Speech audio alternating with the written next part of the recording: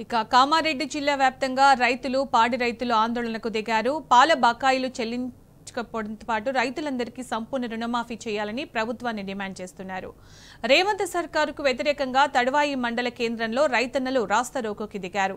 పాలు రోడ్డుపై పారబోసి నిరసన వ్యక్తం చేశారు.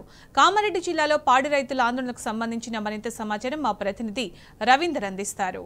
కేంద్రంలో విజయ డైరీకి పాలు పోసే రైతులతో పాటు రైతులు పెద్ద ఎత్తున నిరసన కార్యక్రమాలకు దిగారు. కామారెడ్డి నుంచి ఎల్లారెడ్డి వెళ్లే జాతీయ రహదారిపై దిగ్బంధించారు. పెద్ద ఎత్తున రైతులు పాల్గొన్నారు. మనం చూస్తున్నాం.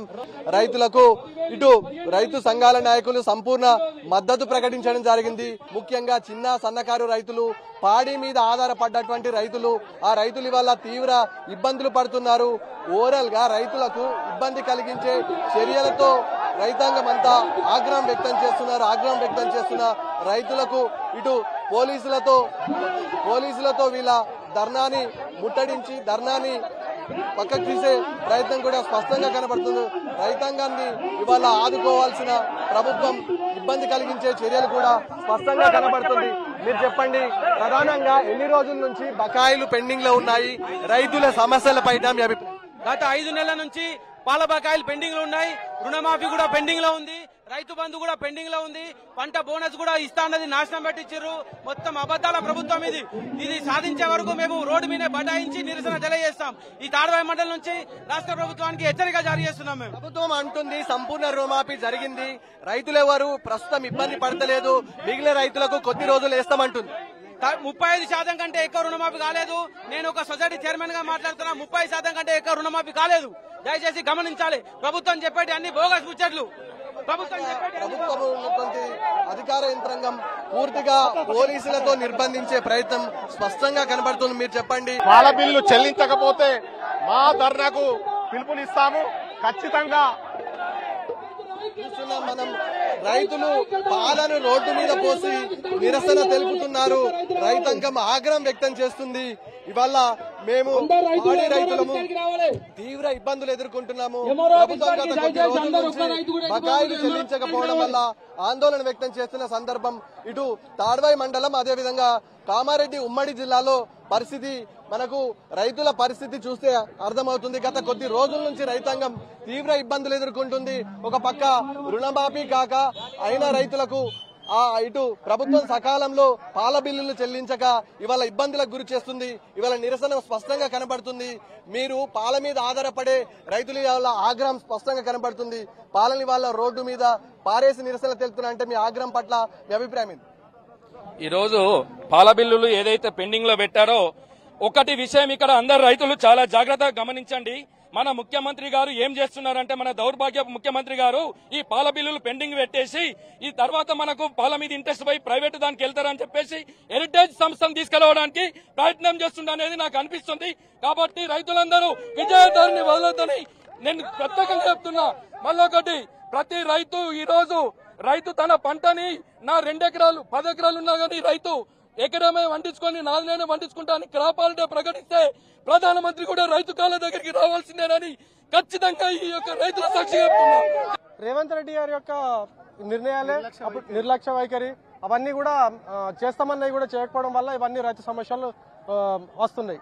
ఇవి తొందరలో పరిష్కరించిన ఎడల రైతులు కంటిన్యూ చేస్తారంటని చెప్పి తెలియజేస్తారు. ఎలాంటి చర్చలు లేకుండా, ఎలాంటి ఇది లేకుండా ఈ 2 లక్షల రుణమాఫీ వెంటనే అమలు చేయాలని రైతుల తరఫున మాట్లాడుతున్నారు. అయితే రాజు అని చెప్పిన ముఖ్యమంత్రి రైతులు చెప్పేది కాకుండా ఆయన ఎక్కడో కూర్చుని చెప్పడం కాదు. ఇక్కడ చూస్తుంటే బ్యాంకులలో చూస్తుంటే 35 నుంచి 38% రుణమాఫీ జరిగింది. అది కూడా సన్నకారు చిన్నకారు రైతులకు. మామూలుగా 5 ఎకరాల లోపు ఉన్న రైతులకు కూడా ఇప్పటి వరకు ₹1,00,000 కూడా రుణమాఫీ కాలేదు. అదేదో కాకమ్మ కథలు చెప్పడం తప్ప ఈ ముఖ్యమంత్రి ఓన్లీ ఈ కాలయాపన చేయడానికే ఇలాంటి మాటలు మాట్లాడము, ఇది చేయడం జరుగుతుంది. విద్యాశాఖ మంత్రి ఒకటి చెప్తుండు, సీఎం గారు ఒకటి చెప్తుండు. సీఎం గారికి తెలియదా రైతులను పిచ్చోలో చేస్తుండు? ఏ బ్యాంకులో ఎన్ని ఖాతాదారులు ఉన్నారు, ఎన్ని ఖాతాలు మాపియాయి, ఎన్ని ఖాతాలు మాపియాలి సీఎం గారికి తెలియదా? అన్ని నేను ఆగస్టు 15 నాడు మాఫీ చేసిన. హరీష్ రావు నువ్వు ఏ టెన్కి ఇస్తావు? ఏ టెన్కి చేస్తావు? నువ్వు ఏ టెన్కి చేస్తావు? సీఎం గారు ఇలా మా తాడవాయి సొసైటీలో ఎన్ని ఖాతాదారులు ఉన్నాయి? 450 ఖాతాలు మాపియాయి. 1350 ఖాతాదారులు ఉంటాయి, 450 మాపియాయి. నీకు తెలియదా? బ్యాంక్ అధికారులు మీకు చెప్పారా? నువ్వు రైతులను పిచ్చోలు చేస్తున్నావా? ఎవరి కోసం చేస్తున్నావు? నువ్వు ఎవరికి నీకు 2 లక్షల రుణమాఫీ? నీకు అంటుంది తప్పు ఉంటే రైతు రిన్యువల్ చేసుకున్నాడు, రైతు దగ్గర ఆధార్ కార్డు లేదా, రైతు దగ్గర రేషన్ కార్డు లేదా, కుటుంబంలో ఎన్ని ఖాతాలు బ్యాంక్ అధికారులు చెప్పరా? నువ్వు కాలయాపన చేయడానికి కోసము ఏఈఓలను విలేజ్ లకు పంపి నాకు తీసుకురండి, నేను ఈ ఫాములు తీసుకోండి, మీకు కాలేవు. నువ్వు ఎలక్షన్ టైంలో ఏం చెప్పినావు? ఏ ఒక్క చర్చ లేకుండా రుణమాఫీ చేస్తా అని చెప్పినావు. నీ ఏమైంది నీ చర్చ? నీకు ఇవాళ చెప్తావు 2 లక్షల రుణమాఫీ ఎందుకోసం వచ్చింది? అంతా పిచ్చోళ్ళ. చిన్న సన్నకారు రైతులకు 1 నుంచి జూలై 18 ఫస్ట్ విడత అయింది సార్. తర్వాత 2వ విడతల 1,50,000 అన్నాడు, 3వ విడతల 3 లక్షలు అన్నాడు, 2 లక్షలు అన్నాడు. కానీ ఫస్ట్ విడతల 35,000 నేనున్నా, 35,000 రైతును నేను 35,000 కూడా నాకు డీపీటీసీ చూపెట్టింది. బ్యాంకులు ఏదైనా లోన్స్ ఉంటే కూడా రికవరీ చేయించుకున్నా, ఏది కూడా నాకు పాస్ చేయించుకున్నా, ఏది కూడా కాలేదు సార్. రైతులకు బయట అమౌంట్ దొరకదు, దొరికితే దళారుల దగ్గరకు పోతున్నామని అంటారు. దళారుల దగ్గర లేకుండా బ్యాంకులకు పోతే బ్యాంకులకు కూడా చక్రవడ్డీలు ఈ వడ్డీలు వేస్తారు. దానికి కారణం ఎవరు? ప్రభుత్వమే వహించాలి. ఎందుకంటే ప్రభుత్వం మాఫీ చేస్తామనే ఉద్దేశంతో చెప్పడం వల్ల మేము కట్టలేకపోతున్నాం. అయినా రిన్యువల్ చేసుకుంటేనే వెళ్ళిపోతున్నాం సార్. ఇప్పుడు అందరికి అవగాహన ఉండదు సార్. ఇలాంటి వ్యక్తులు పోతే ఈయన గోచర్ నింపాలంటే 10 రూపాయలు టోకెన్ తీసుకొని 10 రూపాయలు తీసుకొని టోకెన్ రాసిస్తారు సార్. ఇలాంటి వ్యవస్థ పోవాలి. డిసెంబర్ 9 తారీఖు లోపల 2 లక్షల వరకు రుణమాఫీ చేస్తా, నేను ముఖ్యమంత్రిని అయితే వాగ్దానం ఇచ్చిండు. అది 2 లక్షల వరకు రుణమాఫీ చేయాలి. అవి వాడి ఒక రైతు ఎన్ని లక్షలు అన్ని ఉండని మనకు సంబంధం లేదు. ఆయన 2 లక్షలు వేసుకోడు, 2 లక్షలు వేసేయని ఎన్ని లక్షలు అన్ని ఉండని ఆయనకు. ఒక రైతుకు 4 లక్షలు ఉంటాయి, 10 లక్షలు ఉంటాయి. రేషన్ అన్నాడు 40,000 కోట్ల లెక్క తీసుకొని 17,000 కోట్లని చేస్తే యాడికలు సరిపోతాయి సార్. 17,000 చేస్తానని 2 లక్షల రుణమాఫీ నిర్ణయం తీసుకున్నాడు. కాలేవు. నిర్ణయం తీసుకున్న ప్రకారంగా చేసి తీరాలి. ఎందుకు నువ్వు రైతు బంధు ఇవ్వాలి కదా వేసిండు, నువ్వు రైతు బంధు వేస్తానే లేవు, మాకు ఎంత ఇబ్బంది అవుతుంది.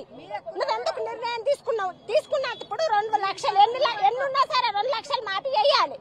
చెయ్యండి. నువ్వెందుకు ఒప్పుకున్నావు? మందులను రైతులను మోసం చేసి మందాన్ని మోసం చేసి నువ్వు గెలిచినావు. బస్ వేసిండట కదా మీకు?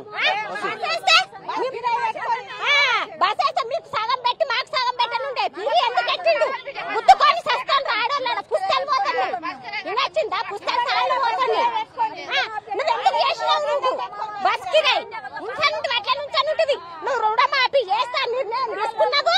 నువ్వు ఖచ్చితంగా 2 లక్షలు రుణమాఫీ చేసి తీరాలి. రైతు బంధు వేయాలి. అప్పుడేమో ఎలక్షన్ అప్పుడేమో 3 లక్షలు ఇస్తాం, 4 లక్షలు ఇస్తాం, 5 లక్షలు ఇస్తాం. సొమ్ము మీ ఇంట్లో మొత్తం మీ ఇంటికే బియ్యం తెస్తాం, మీ ఇంటికే కూర తెస్తాం, అన్ని తెస్తాం, పెడతాం అన్నారు. కట్టబెట్టారు. ఏది ఏమైనప్పటికీ వల్ల తెలంగాణ రాష్ట్రంలో ముఖ్యంగా ఉమ్మడి నిజామాబాద్ జిల్లాలో రైతులు తీవ్ర నిరాశతో 1000 కళ్లతో తమకు రావాల్సిన బకాయిలు, తమకు రావాల్సిన రైతు బంధు, రైతు భరోసా కోసం వెయిట్ చేస్తున్న సందర్భం ఎక్కడ చూసినా ప్రతి గ్రామంలో రైతాంగంలో ఒక గందరగోళమైన పరిస్థితి స్పష్టంగా కనబడుతుంది. ప్రభుత్వ యంత్రాంగం తక్షణమే స్పందించి తమ సమస్యలను తీర్చాలని ప్రతినిత్యం ప్రభుత్వానికి రిక్వెస్ట్ చేసి ఎంఆర్ఓల కార్యాలయ చుట్టూ, ఆర్డీఓల కార్యాలయ చుట్టూ, కలెక్టర్లేట్ ముందు ధర్నా చేసిన ప్రభుత్వం కనీసం స్పందన లేకుండా తయారైంది. ఇవాళ సకాలంలో స్పందించి రైతాంగాన్ని ఆదుకోవాలని రైతులు ప్రధానంగా విజ్ఞప్తి చేస్తున్న సందర్భం ఉమ్మడి నిజామాబాద్ జిల్లా స్పష్టంగా కనబడుతుంది. వీడియో శ్రీకాంత్తో కలిసి రవీందర్, టీ న్యూస్, కామారెడ్డి జిల్లా తాడవాయి మండల కేంద్రం.